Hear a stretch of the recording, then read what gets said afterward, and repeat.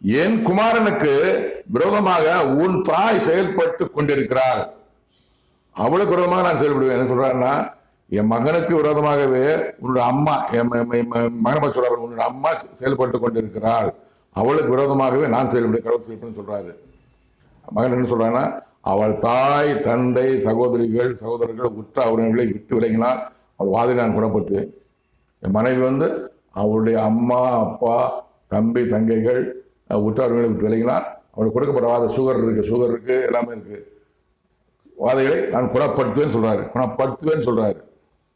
மறுதளித்தால் அவள் மரண பந்தமும் அவளை வாதில நான் வாதிப்பேன். ஆள முடியாது, நான் எங்க அம்மா போல பேசுவேன், என் தம்பி கூட பேசுவேன் அப்படின்னா அவளுடைய மரணம் சாகிற வரைக்கும் அவளை வாதிலால் வாதிப்பேன், வாதை குணப்படுத்த மாட்டேன், வாதிலால் வாதிப்பேன்னு சொல்றாரு. அவளுக்கு வாதை கொடுக்குற கடவுள் தான், மரணத்தை கொடுக்கணும் கடவுள் தான்.